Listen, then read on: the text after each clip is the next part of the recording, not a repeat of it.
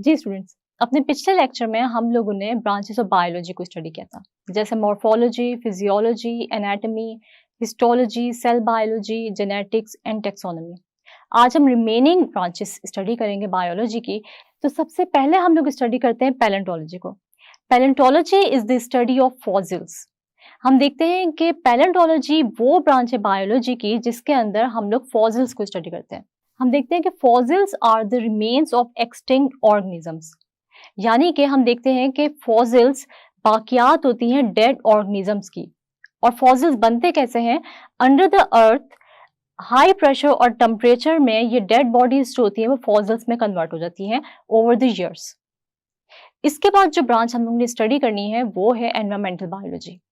हम देखते हैं कि एनवायरमेंटल बायोलॉजी क्या होती है। Environmental biology is the interaction between the living organisms and the environment, यानी हमारा या लिविंग ऑर्गेनिज्म, चाहे वो प्लांट है, कोई भी माइक्रो ऑर्गेनिज्म है या एनिमल है या फिर ह्यूमन बीइंग है, उसका और एनवायरमेंट का आपस में क्या रिलेशनशिप है, एनवायरमेंट का लिविंग ऑर्गेनिज्म पे क्या इम्पैक्ट है और लिविंग ऑर्गेनिज्म का एनवायरमेंट पे क्या इफेक्ट है।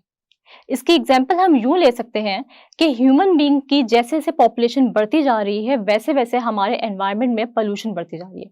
इसका मतलब ये हुआ कि हम लोग अपनी एनवायरनमेंट को नुकसान पहुंचा रहे हैं दिन ब दिन।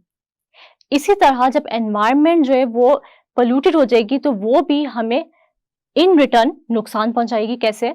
कि जैसे एनवायरनमेंट गंदी होती जा रही है वैसे ही हम देखते हैं कि वो जो पोल्यूटेंट्स हैं वो हमारी ओजोन लेयर को क्या कर रहे हैं? डैमेज कर रहे हैं, जिसकी वजह से ग्लोबल वार्मिंग भी हो रही है। और इसके अलावा बहुत सारी जो अल्ट्रा वायलेट रेस हैं फ्रॉम द सन वो हम तक पहुंचती है और हमें स्किन कैंसर और बहुत सारी इन्फेक्शंस डिजीजेस कॉज कर रही है। इसका मतलब ये हुआ कि हमारा और एनवायरनमेंट का आपस में कोई ना कोई रिलेशनशिप है, और वो क्या रिलेशनशिप है, या हमारी एनवायरनमेंट का हमारे पर और हमारा हमारी एनवायरनमेंट पे कोई ना कोई इम्पैक्ट होता है। तो वो इम्पैक्ट क्या होता है, तो वो हम स्टडी करेंगे किसके अंदर? एनवायरमेंटल बायोलॉजी में। जी स्टूडेंट्स, तो हमारी नेक्स्ट ब्रांच है socio biology. Socio biology is the study of social behaviour of the animals that make societies.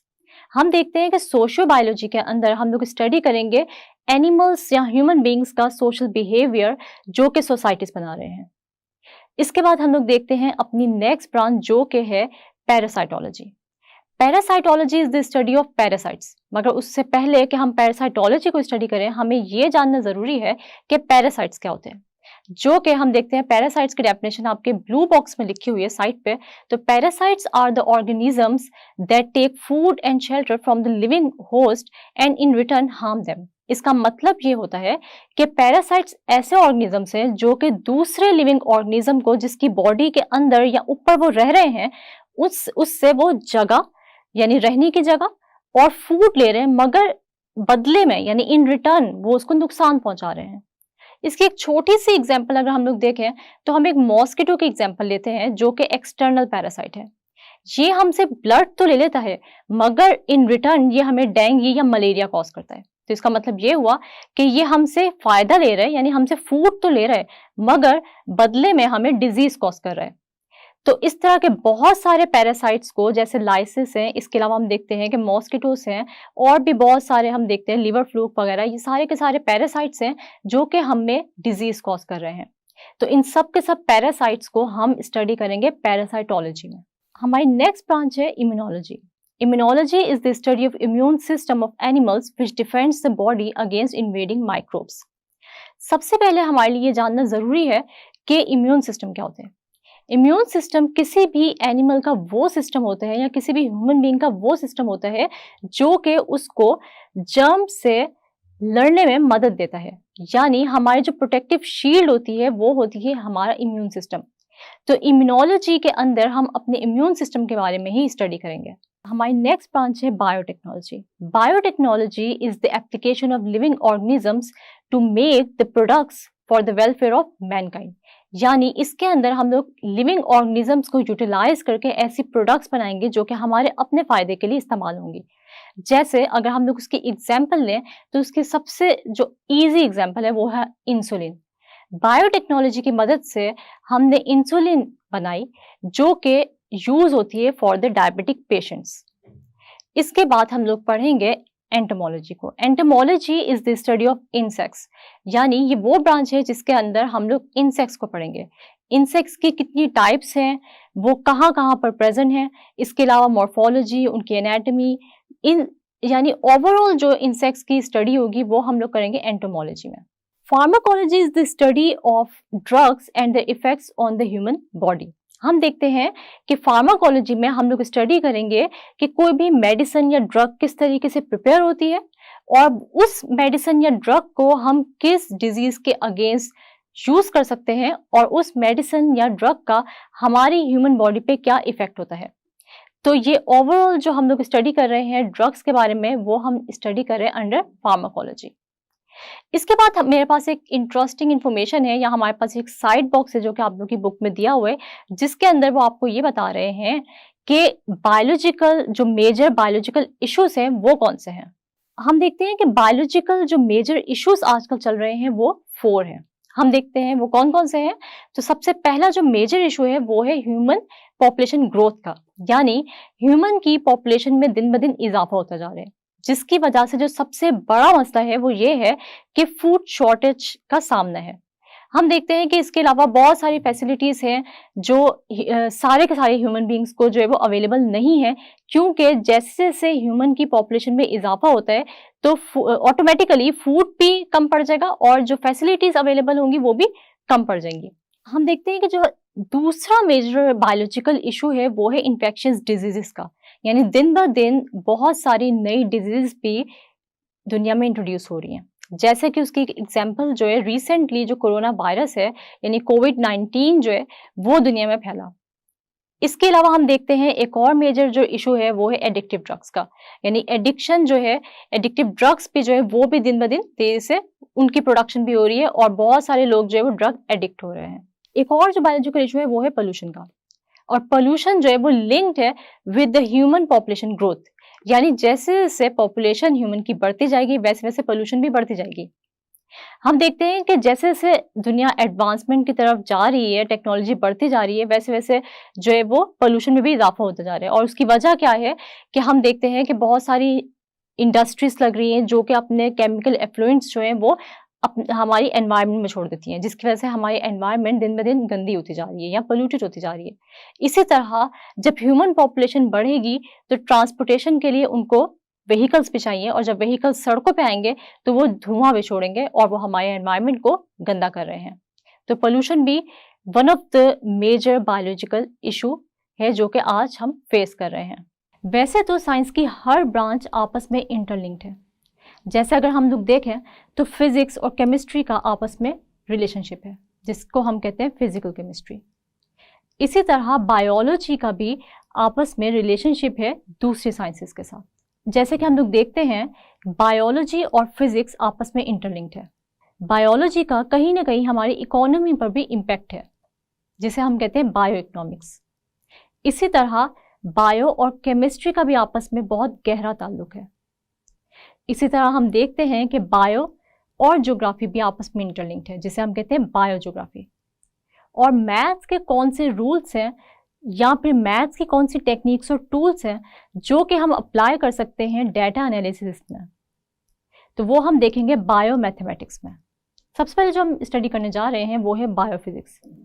Biophysics is the study of principles of physics which are applicable on biological phenomena.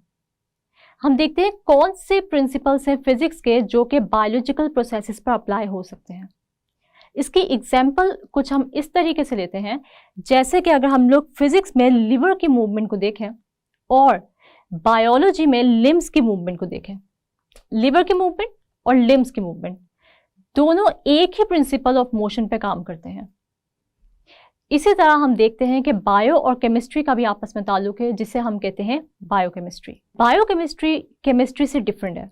वो किस लिहाज से कि अगर हम लोग chemistry को देखें तो chemistry is the study of chemical compounds and chemical reactions, लेकिन अगर हम लोग बायोकेमिस्ट्री की बात करें तो उसकी डेफिनेशन थोड़ी सी डिफरेंट है। और वो डिफरेंट कैसे है? Biochemistry is the study of chemical compounds and chemical reactions occurring in living organisms. तो इस डेफिनेशन में एक बहुत ही मेजर फर्क है और वो फर्क है लिविंग ऑर्गेनिजम्स का। केमिस्ट्री में हम लोग केमिकल कंपाउंड्स के बारे में स्टडी करते हैं, केमिकल रिएक्शंस के बारे में स्टडी करते हैं, मगर जनरली। लेकिन अगर हम लोग स्पेसिफिकली किसी भी लिविंग ऑर्गेनिज्म के अंदर केमिकल कंपाउंड्स और केमिकल रिएक्शंस को स्टडी करें तो उसे हम कहेंगे बायोकेमिस्ट्री। तो हम देखते हैं बायोकेमिस्ट्री की कौन कौन सी एग्जाम्पल हो सकती है, और वो एग्जाम्पल है फोटोसिंथेसिस और रेस्पिरेशन। फोटोसिंथेसिस वो प्रोसेस है जिसके अंदर ग्रीन प्लांट्स जो होते हैं वो ग्लूकोज की प्रिपरेशन करते हैं with the help of sunlight, और रेस्पिरेशन वो अमल है जिसके अंदर ग्लूकोज की ब्रेकडाउन होती है। अब इसके अंदर ग्लूकोज एक केमिकल कंपाउंड है, लेकिन फोटोसिंथेसिस हो या फिर रेस्पिरेशन हो, ये दोनों के दोनों प्रोसेसेस अकर कर रहे हैं, यानी हो रहे हैं लिविंग ऑर्गेनिजम्स में। तो इसका मतलब ये हुआ कि चाहे फोटोसिंथेसिस हो या रेस्पिरेशन हो, वो हम स्टडी करेंगे बायोकेमिस्ट्री में। अब हम पढ़ने जा रहे हैं मैथ्स और बायो के रिलेशनशिप को, जिसे हम कहते हैं बायोमैथमेटिक्स या बायोमेट्री। हम देखते ये है कि क्या हम मैथ्स के टेक्निक्स और टूल्स को बायोलॉजिकल डाटा एनालिसिस में इस्तेमाल कर सकते हैं। तो बिल्कुल कर सकते हैं। अगर हम लोग पॉपुलेशन का डाटा इकट्ठा करते हैं तो उसको एनालाइज करने के लिए हमें मैथ्स की टेक्निक्स और टूल्स को इस्तेमाल करना पड़ेगा। इसी तरह कोई भी डाटा अगर हम लोग इकट्ठा करेंगे तो उसे हमें मैथमेटिक्स की टेक्निक्स और टूल्स से गुजारना पड़ेगा, और उसी तरीके से हम उस पूरे के पूरे डाटा को ऑर्गेनाइज कर सकते हैं और उसे एनालाइज भी कर सकते हैं। इसी तरह जो नेक्स्ट रिलेशनशिप हम पढ़ने जा रहे हैं वो है बायो का और ज्योग्राफी का, यानी कि बायोज्योग्राफी। बायोज्योग्राफी क्या होती है? Biogeography is the distribution and occurrence of different species of living organisms found in different geographical regions of the world. बहुत सारे लिविंग ऑर्गेनिजम्स की वैरायटी है जो कि different regions of the world में प्रेजेंट है, लेकिन ये लिविंग ऑर्गेनिजम्स किस बेस पे डिस्ट्रीब्यूट हुए हैं? तो वो डिस्ट्रीब्यूट हुए हैं उस रीजन के क्लाइमेट पे और डिफरेंट कंडीशंस की बेस पे। हम देखते हैं कि ऐसे लिविंग ऑर्गेनिजम्स जिनको पानी की बहुत ज़रूरत है, या वो पानी में रहना पसंद करते हैं, या वो पानी में, वो प्लांट्स जो पानी में ग्रो करना पसंद करते हैं, तो वो प्लांट्स पाए जाएंगे ओशंस में और सीस में। इसी तरह अगर हम उन पौधों की एग्जाम्पल लें जो कि ड्राई वेदर में रहते हैं, तो वो पाए जाएंगे डेजर्ट्स में। तो इसका मतलब ये हुआ कि किसी भी जगह की जो कंडीशंस होती हैं वो हमें बताती हैं कि कौन सा टाइप ऑफ एनिमल, कौन सा टाइप ऑफ प्लांट या कौन सा टाइप ऑफ लिविंग ऑर्गेनिज्म यहाँ पर पाया जाता होगा। अगर मैं नाम लूँ कैक्टस का, तो आपके जहन में क्या आता है? कैक्टस कहाँ पे होगा? कैक्टस ऐसा प्लांट है जिसे पानी की बहुत ही कम जरूरत होती है और वो रहना पसंद करता है ड्राई एनवायरनमेंट में। तो कैक्टस पाया जाएगा ओशन में? नहीं, कैक्टस पाया जाएगा डेजर्ट में। इसी तरह हम लोग देखें, अगर मैं लूँ नाम वाटर लिली का, तो वाटर लिली कहाँ पे होगा? उसके नाम से ही आपको अंदाजा हो जाएगा कि वाटर लिली पानी में पाया जाएगा, यानी वो पानी में रहना पसंद करता है। अब हम लोग देखेंगे relationship between biology and economics. तो बायोलॉजी भी हमारी इकोनॉमी पर बहुत ज़्यादा गहरा असर डालती है। हम देखते हैं कि बहुत सारे एनिमल्स, बहुत सारे प्लांट्स, बहुत सारी क्रॉप्स ऐसी हैं जो कि प्रॉफिटेबल होती हैं, यानी उनकी प्रोडक्शन हमारे लिए बहुत ज़्यादा फायदेमंद होती है। इसी तरह बहुत सारे एनिमल्स और बहुत सारी क्रॉप्स ऐसे भी हैं जिनकी प्रोडक्शन हमारे लिए उतनी प्रॉफिटेबल नहीं होती, बल्कि हमें लॉस में ले जाती है। तो अगर हम कोई बिजनेस स्टार्ट करना चाहते हैं तो पहले हम ये देखते हैं कि क्या अगर हम कोई फसल उगाना चाहते हैं तो वो फसल हमें प्रॉफिट देगी या लॉस देगी। इसी तरह अगर हम कोई जानवर पालना चाहते हैं तो हम ये सबसे पहले देखेंगे कि क्या ये जानवर हमें प्रॉफिट देगा या लॉस में ले जाएगा। तो फिर इसका मतलब ये हुआ कि हम बायो इकोनॉमिक्स को कुछ इस तरह डिफाइन कर सकते हैं। Bio economics is the study of organisms from economical point of view, यानी अगर हम लोग किसी भी लिविंग ऑर्गेनिज्म को उसके इकोनॉमिकल पॉइंट ऑफ व्यू से स्टडी करें तो उसको हम कहते हैं बायो इकोनॉमिक्स। अगर हम लोग शुगर केन की एग्जाम्पल लें, वो लोग जो शुगर केन की फसल उगाते हैं उनको बहुत ज़्यादा प्रॉफिट होता है। लेकिन अगर हम लोग इसी तरह किसी और क्रॉप की एग्जाम्पल लें, जैसे कॉटन है, तो कॉटन का पाकिस्तान में इतना बिजनेस नहीं है जितना वीट का, राइस का या शुगर केन का है। तो इसका मतलब ये हुआ कि जब भी हम कोई भी क्रॉप उगाने लगे या फिर एनिमल को प्रोड्यूस कराने लगे तो हम उसको अच्छे तरीके से इकोनॉमिकल पॉइंट ऑफ व्यू से स्टडी कर लें। जी स्टूडेंट्स, तो अब मैं आप लोगों से करूंगी कुछ क्वेश्चंस जिससे मुझे ये पता चलेगा कि आप लोगों को आज का लेक्चर समझ भी आया कि नहीं। सबसे पहले मैं आपको ये बता दूं कि ये वो क्वेश्चंस हैं जो पिछले एग्जाम्स में बहुत बार रिपीट हो चुके हैं। सबसे पहला जो क्वेश्चन है वो है व्हाट इज बायोफिजिक्स। तो बायोफिजिक्स क्या है? फिजिक्स और बायो का आपस में रिलेशनशिप। इसे हम कैसे डिफाइन कर सकते हैं? Biophysics is the study of principles of physics which are applicable on biological phenomena. इसमें आपने सिर्फ डेफिनेशन नहीं लिखनी बल्कि इसके एग्जाम्पल भी जरूर देनी है। उसके बाद जो हम देखते हैं नेक्स्ट क्वेश्चन वो है बायोकेमिस्ट्री का, यानी बायो और केमिस्ट्री का आपस में क्या रिलेशनशिप है। Biochemistry is the study of chemical compounds and chemical reaction found in living organisms. इसके अंदर भी आप लोग ने सिर्फ डेफिनेशन नहीं लिखनी बल्कि इसके साथ इसकी एग्जाम्पल भी देनी, फोटोसिंथेसिस और रेस्पिरेशन की। नेक्स्ट जो क्वेश्चन है वो है बायोज्योग्राफी। इसके अंदर बायो और ज्योग्राफी का आपस में रिलेशनशिप है, जिसके अंदर हम देखते हैं कि बायोज्योग्राफी को कुछ हम इस तरीके से डिफाइन कर सकते हैं कि biogeography is the distribution and occurrence of different species of living organisms found in different geographical regions of the world. यानी कौन कौन से एनिमल्स या प्लांट्स या लिविंग ऑर्गेनिजम्स कहाँ कहाँ पाए जाते हैं वो हम स्टडी करेंगे बायोज्योग्राफी में। इसके अंदर भी आप लोगों ने प्रॉपर एक्सप्लेनेशन भी साथ देनी है डेफिनेशन के। अब कुछ लॉन्ग क्वेश्चंस हैं जो कि बहुत ही इंपॉर्टेंट है एग्जाम के पॉइंट ऑफ व्यू से। हम देखते हैं सबसे पहला जो लॉन्ग क्वेश्चन है वो आज के टॉपिक से ही रिलेटेड है और वो है give relation of biology with other sciences. तो इसके अंदर आप लोगों ने प्रॉपरली हर रिलेशन को एक्सप्लेन करना है, यानी बायोफिजिक्स को, बायोकेमिस्ट्री को, बायोज्योग्राफी को, बायो इकोनॉमिक्स को और बायोमेट्री को। फिर नेक्स्ट क्वेश्चन है define biology and write down it's divisions. इसके अंदर सबसे पहले आप लोग बायोलॉजी की डेफिनेशन लिखेंगे जो कि है scientific study of living organisms, और उसके बाद फिर आप इसकी डिवीजन्स को पहले लिखेंगे और उसके बाद फिर बारी बारी डिफाइन करेंगे, जैसे कि zoology is the study of animals, botany is the study of plants and microbiology is the study of micro organisms. कुछ शॉर्ट क्वेश्चंस हैं जो कि पिछले एग्जाम्स में भी बहुत बार रिपीट हो चुके हैं, तो आप लोगों ने ये क्वेश्चंस बहुत अच्छे से प्रिपेयर कर लेना है। सबसे पहला जो क्वेश्चन है वो है व्हाट आर फॉसिल्स। तो इसका आंसर क्या है? Fossils are the remains of extinct organisms, यानी जो डेड ऑर्गेनिजम्स हैं उनकी बाकियात को हम फॉसिल्स कहते हैं। क्वेश्चन नंबर 2 जो हमारे पास है, जो बहुत दफा आया हुआ भी है, वो है हमारे साइड बॉक्स से जो कि है डिफाइन पैरासाइट्स। तो parasites are the organisms that take food and shelter from the living host and in return harm them, यानी ऐसे ऑर्गेनिजम्स जो कि अपना फूड और रहने की जगह तो किसी ऑर्गेनिज्म से लेते हैं मगर इन रिटर्न यानी बदले में उसी ऑर्गेनिज्म को क्या करते हैं? नुकसान पहुंचाते हैं, यानी उसमें कोई ना कोई डिजीज कॉज करते हैं। उसके बाद जो हमारा थर्ड क्वेश्चन है वो है व्हाट इज इम्यून सिस्टम। तो immune system is the system which defends the body against invading microbes, यानी ऐसा सिस्टम किसी भी एनिमल या ह्यूमन बीइंग या लिविंग ऑर्गेनिज्म का वो सिस्टम जो कि आपको किसी भी माइक्रोब के अटैक से बचाता है या आपके लिए शील्ड या आपको प्रोटेक्ट करता है एक शील्ड के तौर पे, उसको हम कहते हैं इम्यून सिस्टम। बायोटेक्नोलॉजी की डेफिनेशन, तो इसके अंदर हम लिखेंगे कि biotechnology is the practical application of living organisms to make the substances for the welfare of mankind. और लास्ट पर एक लॉन्ग क्वेश्चन है, ये भी बहुत इंपॉर्टेंट है, वो है explain any 4 branches of biology.